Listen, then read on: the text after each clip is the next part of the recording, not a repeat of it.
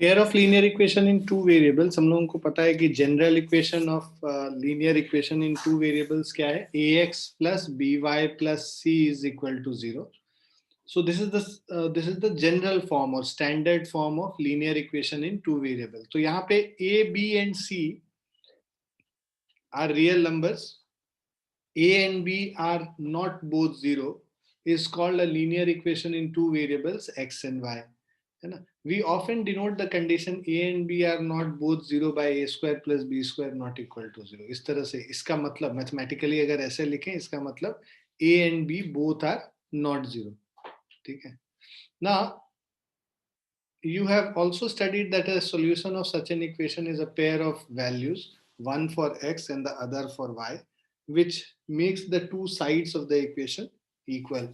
In fact, this is true for any linear equation, that is each solution x comma y of a linear equation in two variable corresponds to a point on the line representing the equation and vice versa.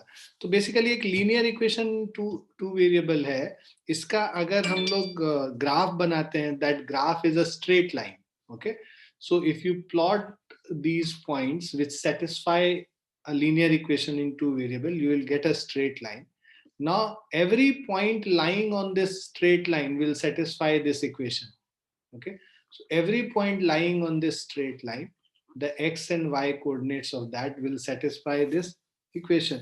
तो वही चीज कह रहा है, each solution x comma y of a linear equation in two variable corresponds to a point on the line representing the equation and vice versa.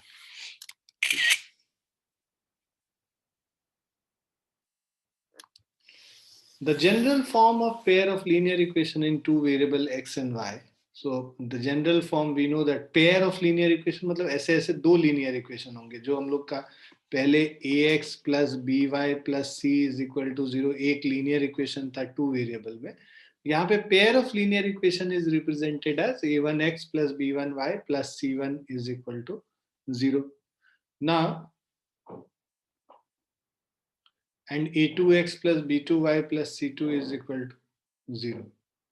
ठीक है, ये दो लीनियर इक्वेशन है. यहाँ पे देखो a1 b1 c1 और a2 b2 c2, these are all real numbers. a1 square plus b1 square not equal to 0 मतलब both a and b are not equal. Similarly a2 square plus b2 square not equal to 0 मतलब both a2 and b2 is not 0. And we have also studied, है ना, there are three possibilities. अब जब ये एक linear equation in two variable जो एक straight line को रिप्रेजेंट करता है, ये दूसरे स्ट्रेट लाइन को रिप्रेजेंट करेगा. अब ये दोनों स्ट्रेट लाइंस जो हैं या तो एक दूसरे को इंटरसेक्ट कर रहे होंगे, the two lines will intersect at one point. So these equations represent a straight line, two separate straight lines, right? Two distinct straight lines. Now these straight lines either will intersect at one point, the two lines will not intersect, that is they are parallel, and third condition is that two lines will be coincident. या तो intersect करेंगे या parallel होंगे या coincident होंगे, right? So intersect कर रहा है एक point पे, parallel है या coincident.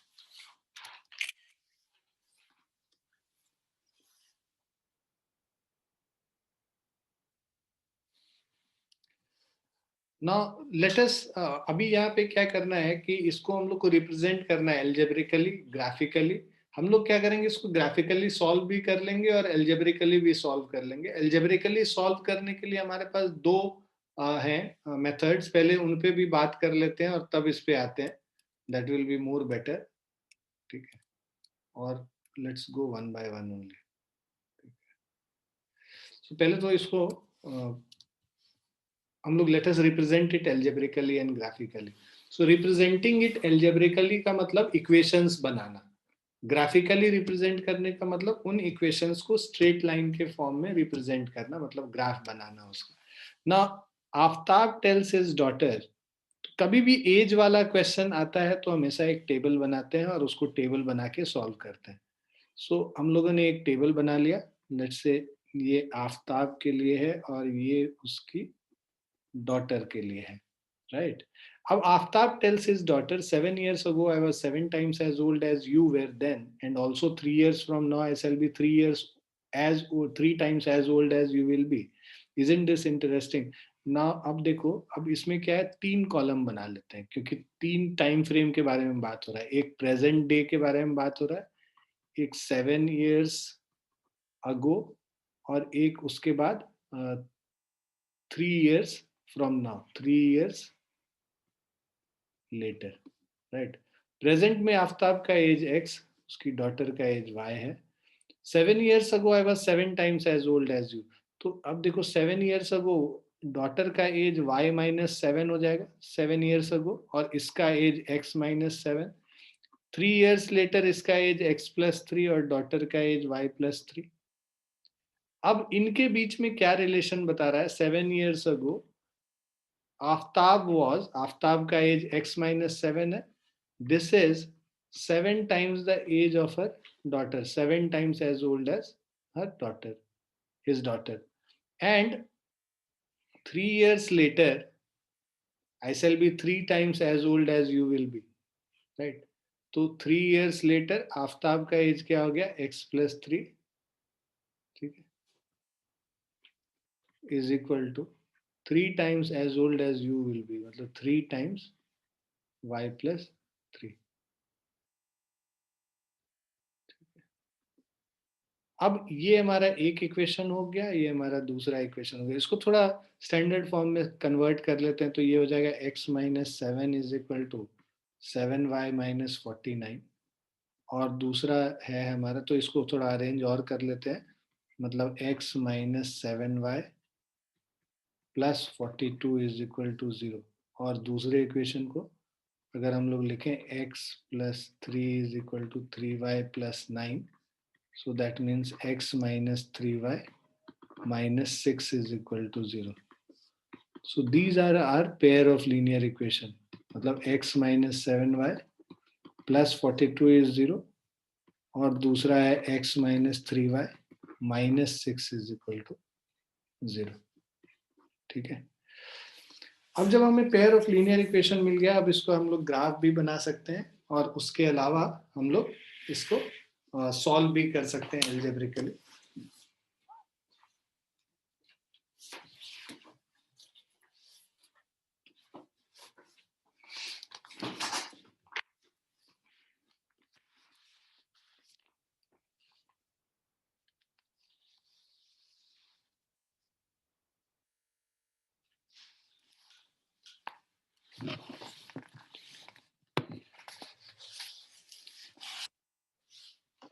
Now, just draw the graph of this. I'll just write the equations. ये तुम लोगों ने लिख लिया सबने? Yes, sir.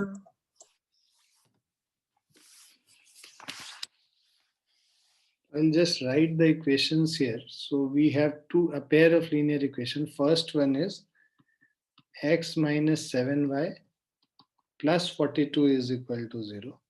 And the second one is x minus 3y minus 6 is equal to 0. तो ये हमारे पास पेयर ऑफ लीनियर इक्वेशंस मिल गए। अब इसका अगर हम लोग ग्राफ बनाएं, राइट, तो उसके लिए हम लोग ग्राफ बनाने के लिए हम लोग क्या करते हैं, पहले टेबल बनाते हैं, है ना। सो अलग अलग x और y के वैल्यूज के लिए हम लोग देखते हैं क्या सेटिस्फाई कर रहे हैं, कम से कम 3 वैल्यूज लेते हैं, राइट। सो अगर x का वैल्यू 0 रखोगे तो y इज इक्वल टू 42/7 6 हो जाएगा। और उसके बाद x का वैल्यू अगर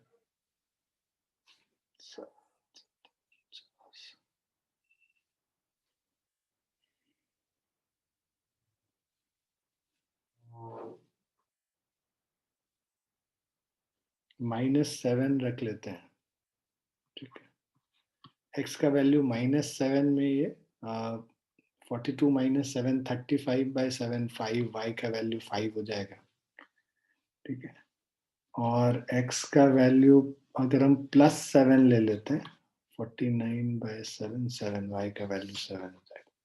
ये 3 पॉइंट हो गया, ये फर्स्ट वाले का टेबल हो गया। सेकंड वाले के लिए अगर हम लोग टेबल बनाए,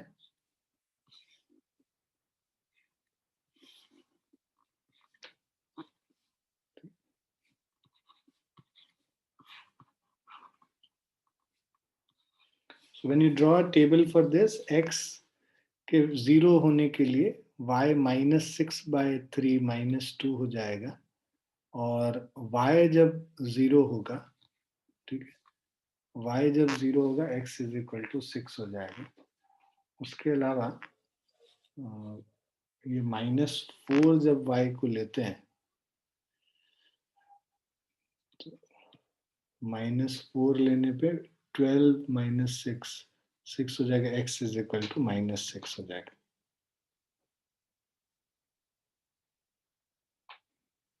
ठीक है, ये पॉइंट्स हो गए। अब हम लोग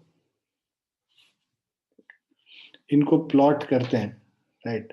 सो व्हेन वी प्लॉट दिस, इसको एल्जेब्रिकली भी हम लोग सॉल्व कर सकते हैं। तो एल्जेब्रिकली अगर हम लोग सॉल्व करें, पहले एल्जेब्रिकली कर लेते हैं तो सॉल्यूशन पता रहेगा। x - 7y + 42 = 0। दूसरा है x - 3y - 6 = 0। If we subtract this, हम लोग एलिमिनेशन मेथड यूज कर रहे हैं। एलिमिनेशन मेथड में एक मतलब दोनों में से किसी एक वेरिएबल का कोफिशिएंट सेम होना चाहिए। तो यहाँ x का कोफिशिएंट सेम है और उसके बाद सब्ट्रैक्ट कर देते हैं, तो ये कैंसिल हो गया। -7 + 3 is -4y, 42 + 6 is 48 = 0। So y = 48/4 which is equal to 12। y का वैल्यू 12 अगर हम लोग वापस इसमें डाल दें तो हमें x = -36 - 6, x = 42 हो जाएगा। ठीक है, तो x 42 और y = 12 जो है इसका सॉल्यूशन हो रहा है। ठीक है,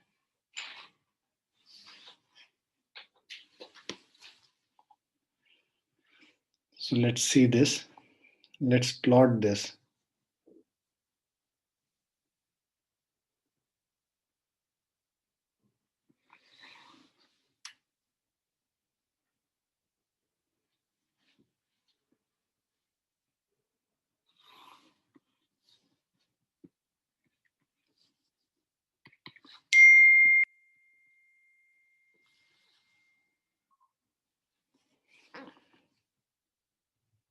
पहले वाला है x 0 पे y 6 है, तो लेट्स से बिकॉज y 12 तक जा रहा है यहाँ पे सॉल्यूशन में और x 42 तक जा रहा है, तो x को बेसिकली हम लोग 5 के मल्टीपल्स में लिख लेते हैं।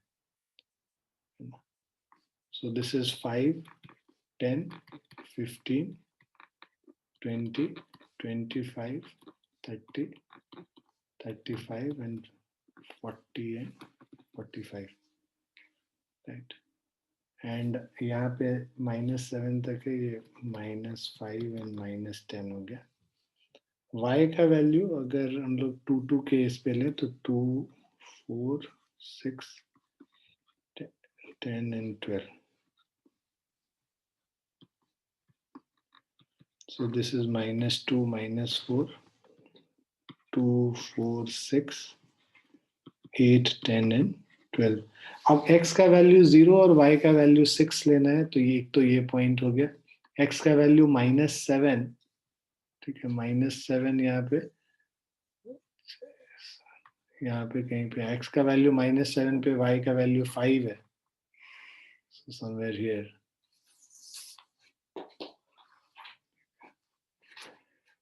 और x का वैल्यू +7 पे y का वैल्यू 7 है, somewhere here। ठीक है,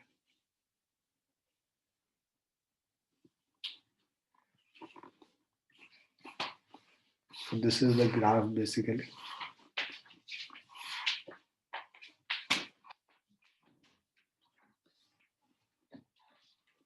दूसरे वाले को प्लॉट करते हैं। x 0 पे y -2 है, ठीक है, और x 6 पे y 0 है यहाँ पे, और x -6 पे y -4 है।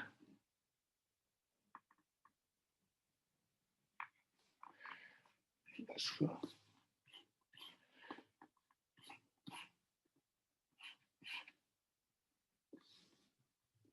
So this is another graph. और हम लोग देखते हैं कि ये दोनों ग्राफ जो है यहाँ पे मतलब दोनों स्ट्रेट लाइन इस पॉइंट पे मीट कर रहा है। So if we plot this we will get, ये बेसिकली हम लोग ठीक से प्लॉट नहीं किए बट हाँ ये तुम्हारा y इज इक्वल टू 12 और x इज इक्वल टू 42 पे आएगा। तो 42, 12 पे आएगा। Is it clear? Yes, sir.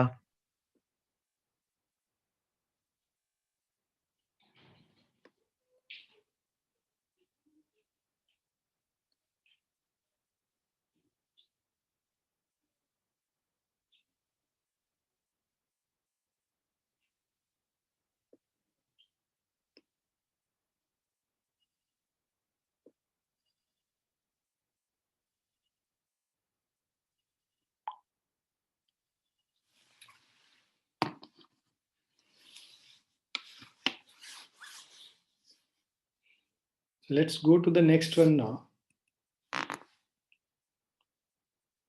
ठीक है, यहाँ पे अब इसके पहले मतलब let's before going to the questions let's do all these graphical method में क्या बोल रहे हैं और ये सब थ्योरी पार्ट थोड़ा सा कर लेते हैं। So graphical method of solution of a pair of linear equation. So pair of linear equation which has no solution, जिसका कोई सॉल्यूशन नहीं होता है पेयर ऑफ लीनियर इक्वेशन को, उसको inconsistent pair of linear equation कहते हैं। ठीक है, तो inconsistent pair of linear equation अगर सॉल्यूशन नहीं है, a pair of linear equation in two variable which has a solution is called a consistent pair of linear equation. So जिसका solution होता है उसको consistent, जिसका solution नहीं होगा उसको inconsistent pair of linear equation कहते हैं। A pair of linear equation which are equivalent, a pair of linear equation which are equivalent has infinitely many distinct common solutions. Such a pair is called dependent pair of linear equation in two variable. ठीक है, तो जिसके मतलब pair of linear equation जिसके की infinite equivalent है और उनके इनफाइनाइट सॉल्यूशंस है, अगर इनफाइनाइट सॉल्यूशन होगा तो उसको dependent pair of linear equations कहेंगे। ठीक है, कंसिस्टेंट, इनकंसिस्टेंट, कंसिस्टेंट जिसका सॉल्यूशन एग्जिस्ट करता है, इनकंसिस्टेंट जिनके सॉल्यूशंस नहीं एग्जिस्ट करते हैं। अब कंसिस्टेंट में भी जिसका सॉल्यूशन एग्जिस्ट करता है वो एक डिस्टिंक्ट सॉल्यूशन हो सकता है या इनफाइनाइटली मेनी सॉल्यूशन हो सकता है। डिस्टिंक्ट सॉल्यूशन होगा तब तो ठीक है, अगर वो इनफाइनाइटली मेनी सॉल्यूशंस है मतलब वो dependent pair of linear equations है। So note that a dependent pair of linear equation is always consistent, है ना, उसके solutions होंगे but infinite solutions होंगे, unique solution नहीं होगा। So the lines में अब जो हम लोगों ने pair of linear equation बनाया था, वो pair of linear equation में line या तो intersect करता है एक दूसरे को, या line एक दूसरे के parallel होगा, या line एक दूसरे पे coincide करेगा, एक के ऊपर एक coincide कर जाएगा। So these are the three possible cases. So lines will either intersect each other at a point, parallel to the point, or they'll coincide with each other. So the lines may intersect in a single point. In this case, the pair of linear equation has a unique solution, consistent pair of equations. The lines may be parallel. In this case, the equation have no solutions. Okay. And the lines may be coincident. In this case, equation have infinitely many solutions. So dependent है, infinitely many solution, but consistent pair of linear equation. Is this clear? Dependent समझ में आ गया क्या होता है dependent pair, consistent inconsistent pair क्या होगा, ये सारा चीज समझ में आ रहा है आप लोग को?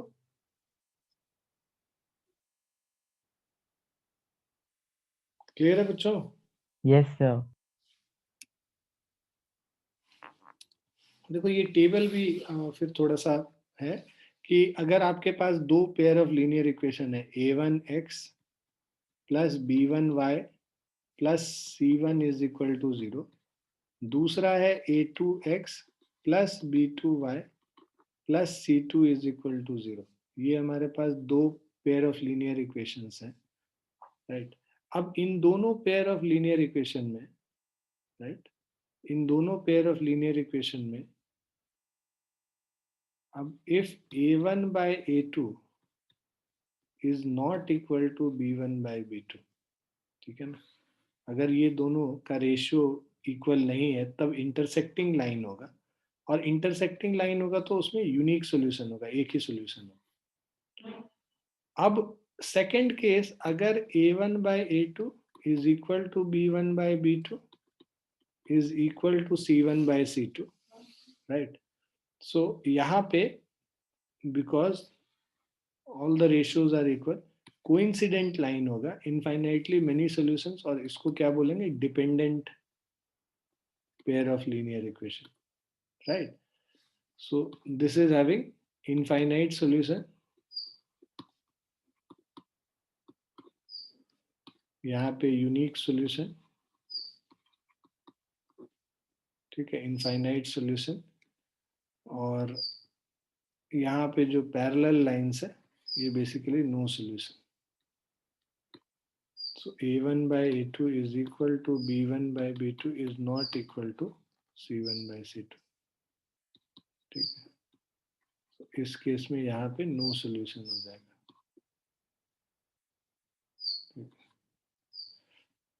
नो सॉल्यूशन हो गया मतलब inconsistent pair of linear equation हो गया, ठीक है ना?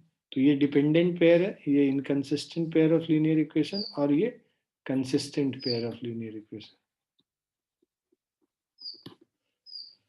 So if we have this pair of linear equation, intersecting तब होगा जब ये दोनों रेशियो इक्वल नहीं होगा, कोइंसिडेंट जब सारे रेशियोज इक्वल है, पैरेलल जब ये a1 by a2 is equal to b1 by b2 but it is not equal to c1 by c2। Clear है बच्चों? Yes, sir.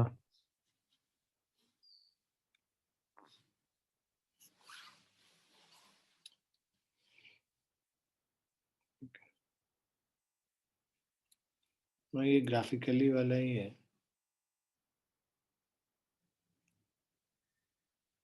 We'll come back to all this, है ना? Substitution method अब हमारा क्या है?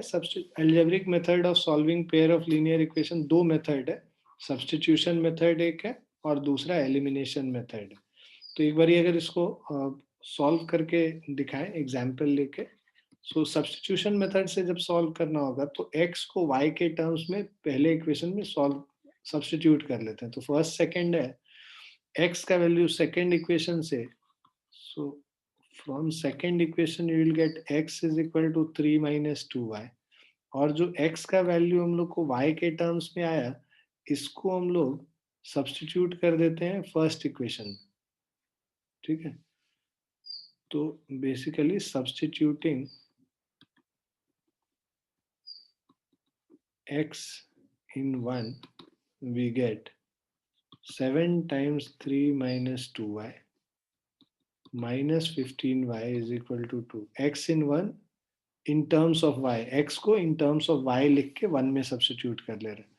So this is 21 minus 14y minus 15y is 2। 21 minus 2 is 19 is equal to 29y, और y is equal to 19 by 29। y का वैल्यू हम लोग को मिल गया। अब किसी भी सब्स्टिट्यूशन में क्या होता है, y का वैल्यू फिर किसी में भी इसमें डाल देते हैं थर्ड में, तो हम लोग को आ जाएगा x is equal to 3 minus 2 times 19 by 29। अब एलसीएम ले लिया 29, तो 29 into 3 87 minus of 19 two 38, 49 by 29।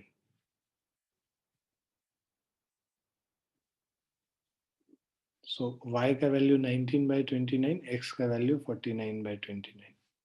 ये हमारे दो वैल्यूज आ गए। अब एलिमिनेशन मेथड में क्या कहता है, अभी तो एक एग्जांपल किए भी थे एलिमिनेशन का। यहाँ पे हम लोग इनका जो कफिशिएंट होता है उसको इक्वेट करते हैं, 7x माइनस 15y इज 2, और इसको भी सेकेंड वाले इक्वेशन को हम लोग क्या करेंगे 7 से मल्टीप्लाई कर लेते हैं, तो ये 7x plus 14y is equal to 21 हो गया। अब हम लोग इसको सब्ट्रैक्ट कर देंगे, ठीक है? तो हम लोग इस इक्वेशन को इंटू 7 कर लिया और ये आ गया, सब्ट्रैक्ट किए तो ये कैंसिल हो गया।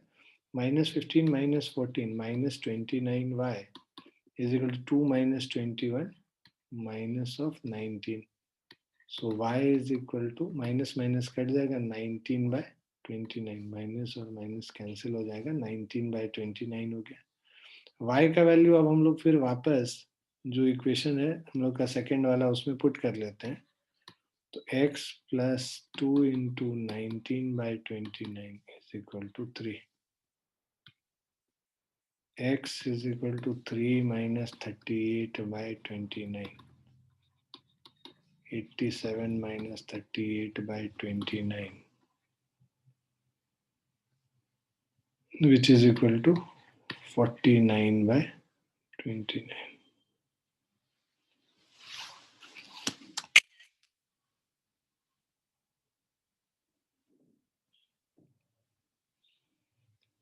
क्लियर बच्चों? यस सर, लेकिन ये हमने इंटू 7 क्यों किया, ऐसे एक बारी बताना। 7 इसलिए किया क्योंकि इनका तभी तो कफिशिएंट इक्वल होगा, तभी तो सब्ट्रैक्ट करोगे तो एक टर्म कैंसिल ठीक है सर, ठीक है। अदरवाइज फिर सब्ट्रैक्ट कैसे करोगे, टर्म कैंसिल नहीं होगा ना फिर।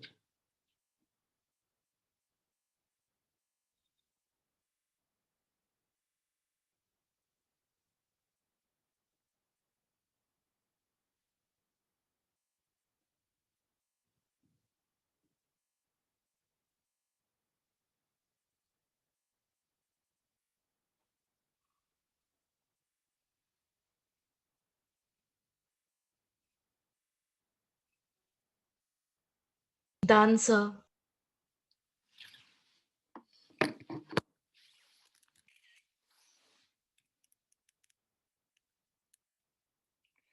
जब हम लोग सब्स्टिट्यूशन कर रहे होते हैं तो दो तीन चीज ध्यान में रखना है कि अगर मान लो हम लोग को सब्स्टिट्यूट करके we have substituted the value of one variable by expressing it in terms of other variable to solve the pair of linear equation. अब देखो यहाँ पे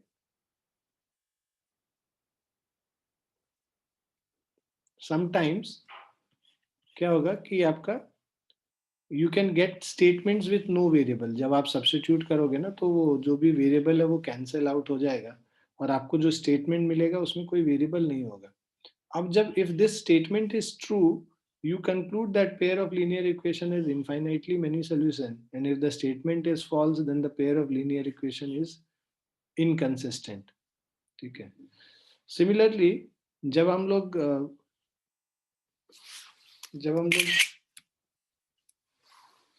एलिमिनेशन मेथड से सॉल्व कर रहे होते हैं वहां पे भी ये पॉसिबिलिटी होता है। ठीक है।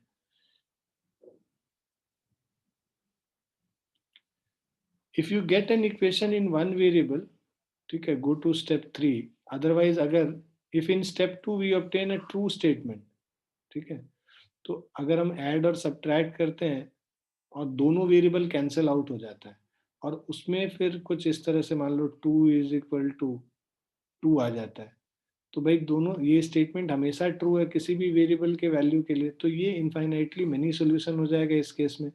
और कभी इस तरह से आ गया 2 इज इक्वल टू 3 तो फिर नो सोल्यूशन होगा क्योंकि ये हमेशा फॉल्स है। तो अगर ट्रू स्टेटमेंट आ जाता है तो इनफाइनाइटली मेनी सोल्यूशंस होते हैं और अगर फॉल्स स्टेटमेंट है तो नो सोल्यूशन होगा। हम लोग अभी एग्जांपल्स करेंगे तो उससे क्लैरिटी हो जाएगी तुम्हें।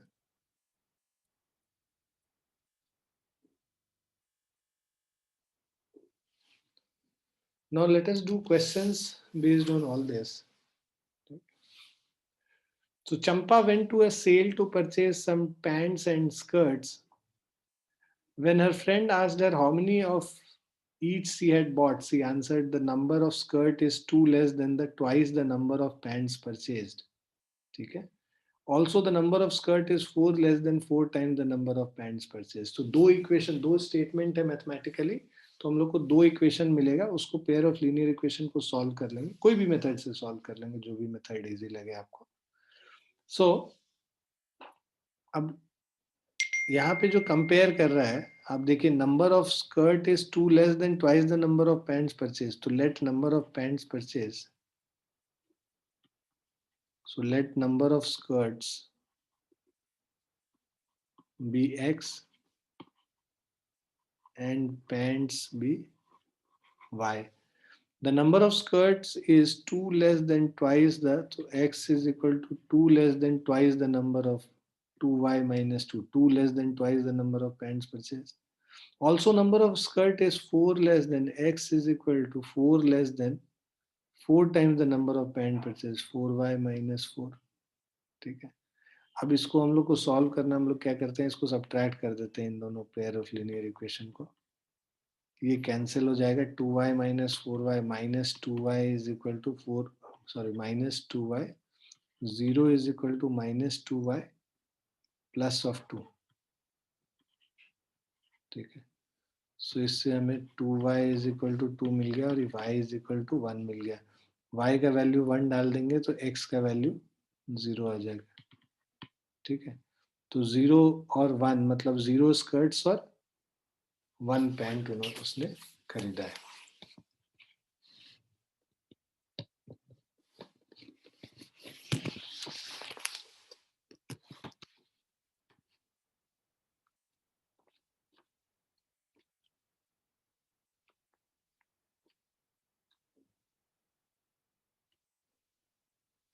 क्लियर बच्चों?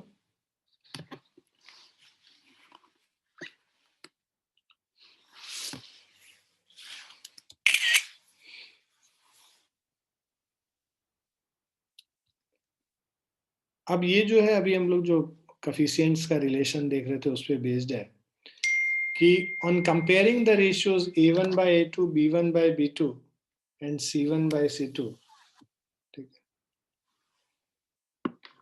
find out whether the lines representing the following pair of linear equation intersect at a point are parallel or coincident. तो हम लोग जो वो टेबल कर रहे थे उससे हम लोग डिसाइड करेंगे यहाँ पे. तो ये हमारे पास दो लीनियर इक्वेशंस हैं लेट्स से. अब यहाँ पे a1 by a2 करोगे, मतलब x के जो कोफिशिएंट्स का रेशियो निकालोगे 5/7 हो गया. b1 by b2 करोगे -4/6 दैट इज -2/3 हो गया, है ना. और c1 by c2 करेंगे सो दिस इज 8/-9 हो गया. ठीक है, ये c1 by c2 हो गया. अब यहाँ पे देखिए a1 by a2 is not equal to b1 by b2. तो इस केस में क्या हो जाएगा आपका, pair of linear equation intersect at A point, और ये तो ये यहाँ पे इंटरसेक्टिंग लाइंस होंगे.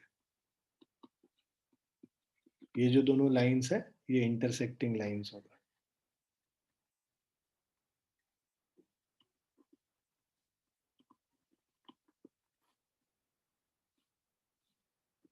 ठीक है, सेकेंड वाले पे आप आते हैं. यहाँ पे देखो a1 by a2 is equal to 9/18 है, 1/2. b1 by b2 3/6 है, ये भी 1/2 है. c1 by c2 12/24 है, ये भी 1/2. So since a1 by a2 is equal to b1 by b2 is equal to c1 by c2, so यहाँ पे कोइंसिडेंट लाइंस हो जाएगा.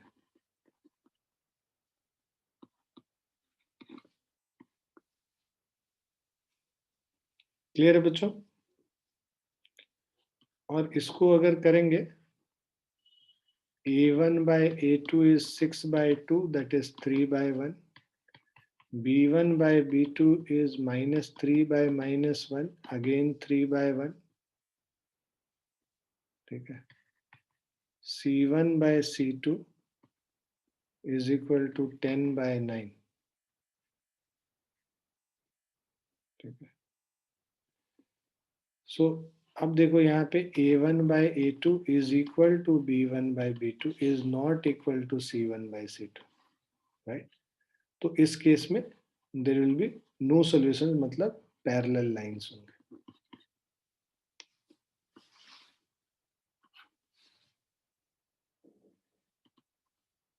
क्लियर है बच्चों?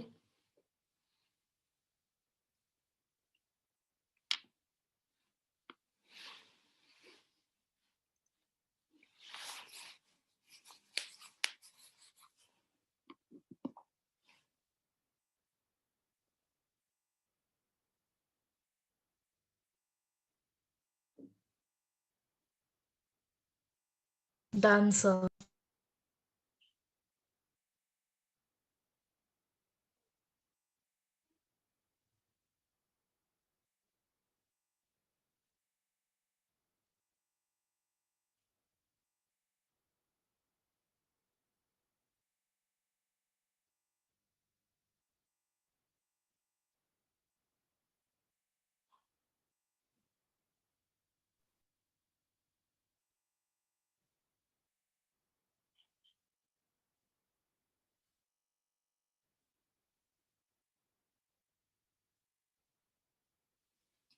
एक मिनट बच्चों है ना।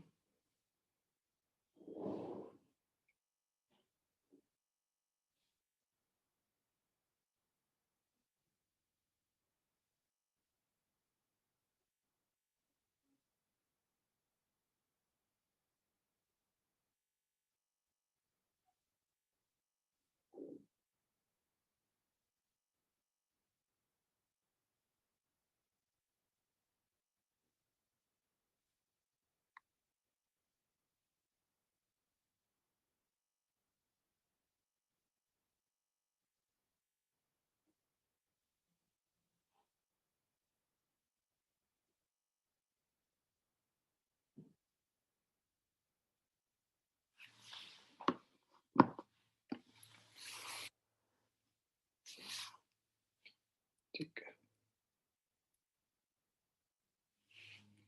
अब जैसे यहाँ पे कंसिस्टेंसी चेक करने के लिए बोल रहा है आपको कि you have to check whether it is consistent और इनकंसिस्टेंट।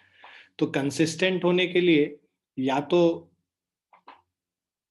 यूनिक सॉल्यूशन होना चाहिए या इनफाइनाइटली मेनी सॉल्यूशन। इनकंसिस्टेंट मतलब नो सॉल्यूशन।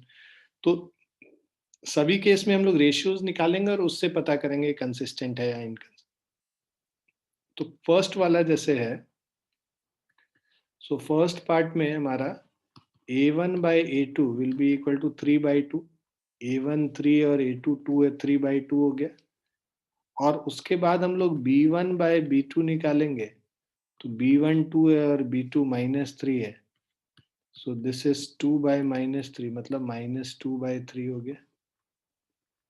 ठीक है, c1 by c2 करेंगे, सो इस तरफ लेके जाओगे तो -5 by -7 it is same as 5/7।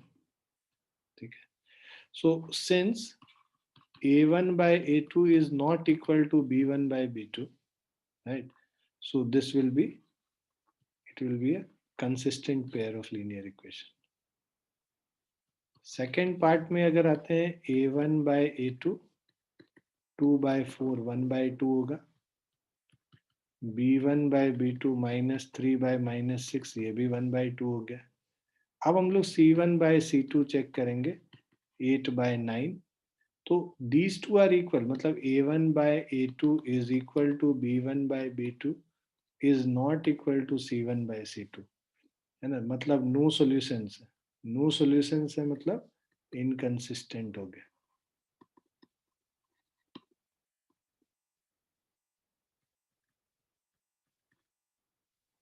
तीसरे पे आते हैं, a1 by a2 हमारा is equal to 3/2 divided by 9, so this is 1/6। b1 by b2 is 5/3 divided by -10, तो 1/-6 हो गया। और c1 by c2 7/14 1/2 हो गया। तो they are not equal, so this is consistent।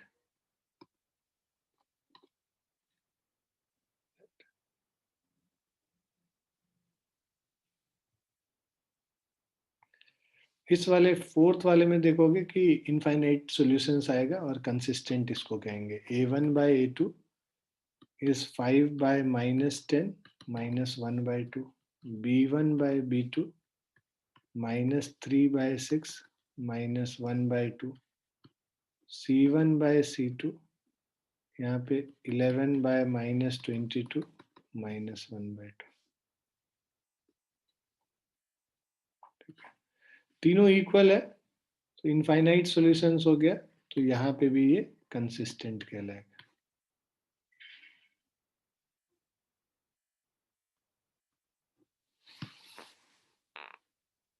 Clear है बच्चों? Yes, sir.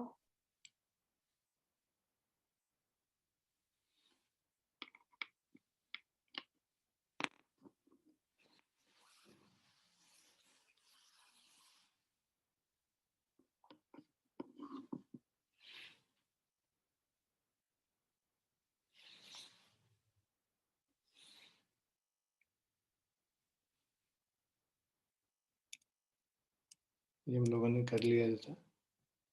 Let's do few questions. ये क्वेश्चन सॉल्व करके बताओ क्या आंसर आ रहा है फटाफट.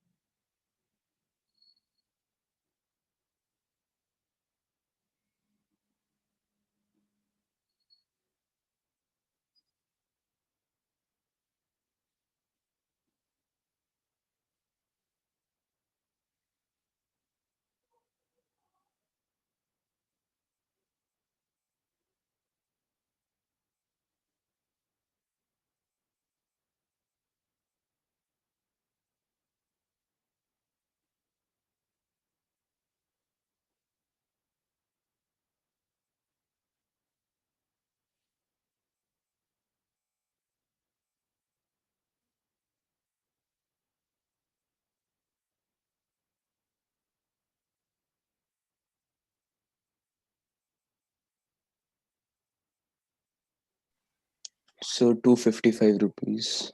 255 रुपीज आंसर है. और 5 रुपीज और 10 रुपीज उसका फिक्स चार्ज और चार्ज पर किलोमीटर है ना. Yes, sir. Yes, sir. So taxi charges in a city consist of fixed charge together with the charge for the distance covered. So let us suppose कि fixed charge is equal to x और charge per kilometer is equal to y, right? तो अब हमारे पास for a distance of 10 kilometer the charge paid is x plus 10y is equal to 105 and for a journey of 15 kilometer मतलब x plus 15y the charge paid is 155. ठीक है. अब इसको अगर हम लोग सॉल्व कर लें, सब्ट्रैक्ट कर लें, -5y is equal to -50, y is equal to 10 हो गया. y का वैल्यू 10 पुट कर लेंगे तो x इज इक्वल टू 5 आ जाएगा. अब कह रहा है how much does a person need to pay for travelling a distance of 25 kilometre मतलब x plus 25y. So this is 5 plus 25 into 10. So this is rupees 255.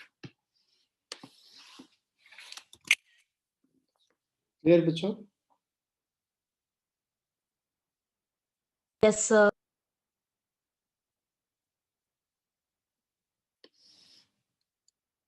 ये वाले ट्राई कीजिए.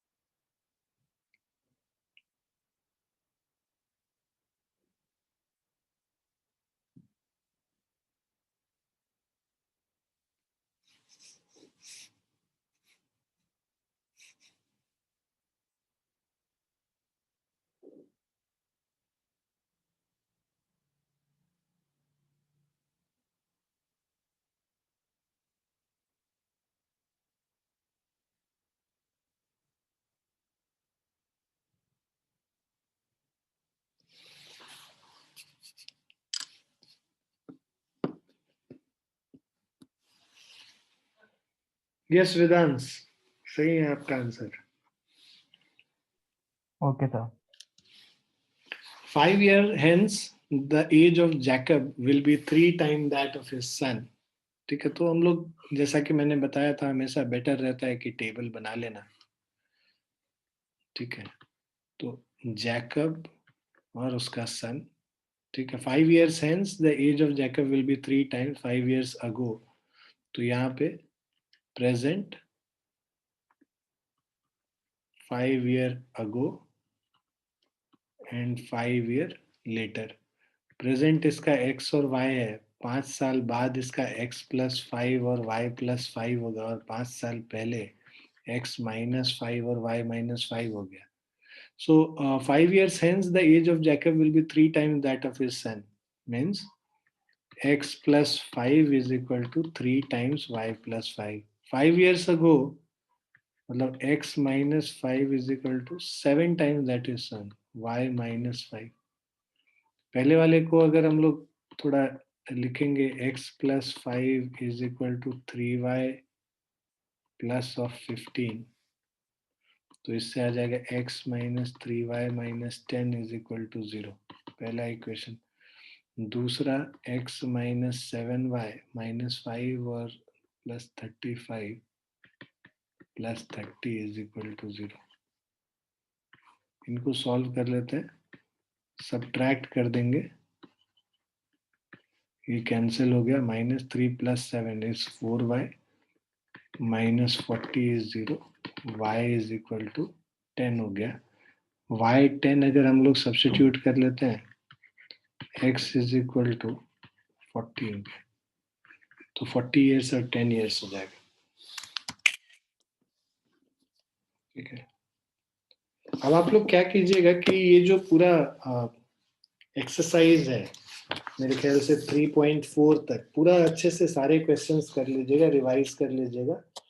और 3.5 के जो क्वेश्चंस हैं वो क्वेश्चंस को क्रॉस मल्टीप्लिकेशन से करने की जरूरत नहीं है क्योंकि वो सिलेबस से हट गया, बट उसके जो वर्ड प्रॉब्लम्स हैं उन सब वर्ड प्रॉब्लम्स को नॉर्मल जो मेथड हम लोगों ने अलजेब्रिक मेथड सीखा है उससे आप बना लेंगे, है ना। 3.6 हम अगली क्लास में डिस्कस करेंगे और फिर कुछ क्वेश्चंस जो अलग अलग तरीके के क्वेश्चंस हैं वो हम लोग सॉल्व करेंगे नेक्स्ट क्लास में।